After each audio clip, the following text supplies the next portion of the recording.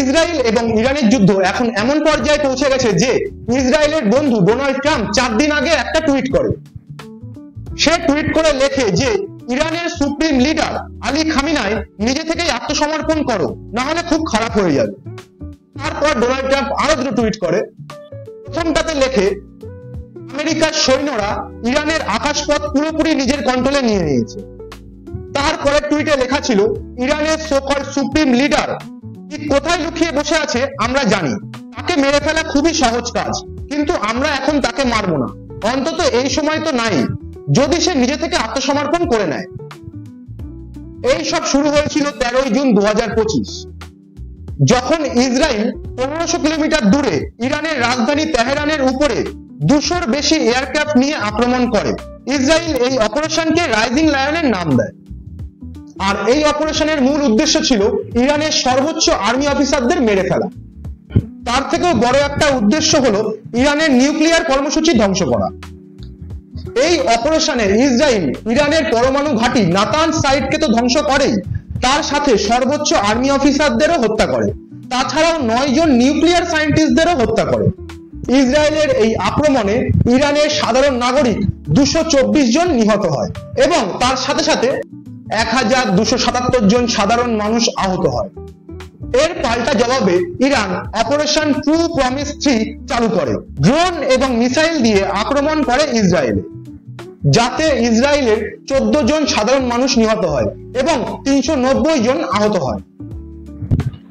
এরপর এই যুদ্ধ থেমে যাবে বলে মনে করছিল বিশেষজ্ঞ, কিন্তু 17 জুন ডোনাল্ড ট্রাম্প একটা টুইট করে এবং সে সেখানে লেখে ইরানের সেই ডিলটাকে স্বাক্ষর করা উচিত ছিল।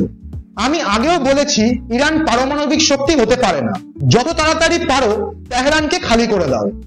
তেহরান হলো ইরানের রাজধানী। তেহরানে যে ইন্ডিয়ান এম্বাসি আছে তারা টুইট করে এবং সেখানে লেখে যত তাড়াতাড়ি পারো তেহরান ছেড়ে কোনো সুরক্ষিত জায়গায় চলে যাও। এরপর আমেরিকার প্রায় 30টা মতো জেট প্লেন ইরানের দিকে যেতে লক্ষ্য করা যায়। এখন প্রশ্ন হলো, ইসরায়েল তো গাজা দেশে হামাসের উপরে হামলা করছিল, হঠাৎ ইরানের উপরে আক্রমণ কেন করলো? আমেরিকা কেনই বা এই ঝামেলার মধ্যে আসলো?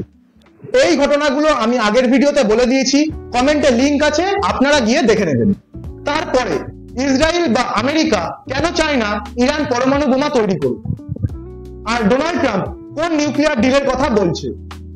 IAEA একটা নিউক্লিয়ার এজেন্সি যারা নিউক্লিয়ার এনার্জিকে মনিটর করে। তারা বলে ইরান এতটা পরিমাণ ইউরেনিয়াম জোগাড় করে ফেলেছে যাতে আগামী 5 মাসের মধ্যে 22টা পরমাণু বোমা তৈরি করতে পারে। আর এটা যদি সত্যি হয়, ভুল করেও যদি ইরান ইসরায়েলের উপরে পরমাণু অ্যাটাক করে, তাহলে ইসরায়েলের মতো ছোট একটা দেশ নিমেষের মধ্যে ধ্বংস হয়ে যায়। আর এজন্যই ইসরায়েল অপারেশন রাইজিং লায়ন করে, ইরানের 3টি পরমাণু ঘাঁটিতে আক্রমণ করে। 2015-তে আমেরিকার তৎকালীন রাষ্ট্রপতি বারাক ওবামা ইরানকে একটা ডিল স্বাক্ষর করার কথা বলেছিল, যার নাম joint comprehensive plan of action, যাকে নিউক্লিয়ার ডিলও বলা হয়। এই চুক্তিতে আমেরিকার সাথে China, France, Germany, Russia, UK এবং ইউএস, এমনকি ইউরোপিয়ান ইউনিয়নের সাথে ইরান এই ডিল স্বাক্ষর করে।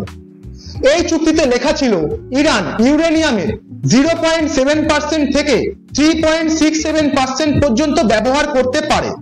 এখানে বলে রাখি, ইউরেনিয়াম দিয়ে কারেন্ট তৈরি করলে 3.67%-এর বেশি ব্যবহার হয় না, কিন্তু পরমাণু বোমা তৈরি করতে হলে 90% পর্যন্ত ব্যবহার করতে হয়।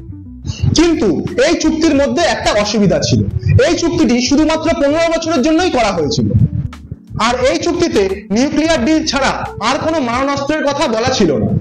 আর এজন্যই 2018-তে যখন ডোনাল্ড ট্রাম্প প্রেসিডেন্ট হয়, তখন চুক্তি থেকে বেরিয়ে আসে এবং ইরানকে নতুন চুক্তি স্বাক্ষর করতে বলে, কিন্তু ইরান সেই চুক্তি স্বাক্ষর না করে পরমাণু বোমা তৈরি করতে শুরু করে দেয়।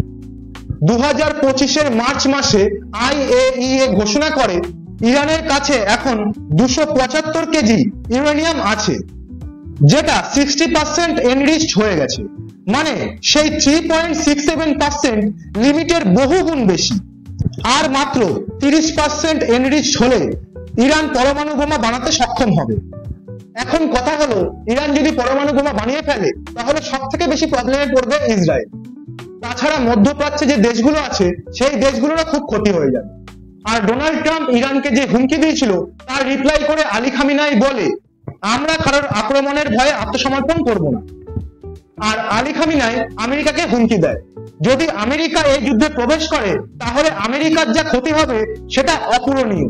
তাহলে কি আমরা তৃতীয় বিশ্বযুদ্ধের সম্মুখীন হতে চলেছি? কারণ পরিস্থিতি তো তাই বলছে। ইসরায়েল দাবি করছে ইরান নাকি তাদের উপরে ক্লাস্টার বোম মারছে। ক্লাস্টার বোম খুব ভয়ঙ্কর একটা বোমা। একটা ক্লাস্টার বোমার মধ্যে প্রচুর ছোট ছোট বোমা থাকে, আর এগুলো একসাথে ফাটে না, বহুদিন ধরে ফাটতে থাকে। এই বোমা এতটা ভয়ঙ্কর যে 2008 সালে 111টা দেশ মিলে একটা চুক্তি করে এই বোমাকে ব্যান করে দেয়।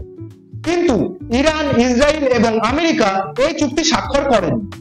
এই মিসাইলকে আটকানোর জন্য ইসরায়েলের প্রতিদিন $285 মিলিয়ন খরচা হচ্ছে। আমেরিকার সাংবাদিকরা বলছে ইরান এইভাবে আক্রমণ করতে থাকলে ইসরায়েলের এয়ার ডিফেন্স সিস্টেম মাত্র 10 দিন পর্যন্ত আটকাতে পারবে, কারণ ইরানের কাছে এই রকম মিসাইল 2000টা আছে। এ বিষয়ে আপনার কি মতামত কমেন্ট করে অবশ্যই জানাবেন। আর ভিডিওটা এই অবধি দেখার জন্য অসংখ্য ধন্যবাদ। ভিডিওটা ভালো লাগলে লাইক করবেন এবং শেয়ার করে দেবেন। নতুন সব আপডেট পেতে এই চ্যানেলটিকে সাবস্ক্রাইব করে দেবেন।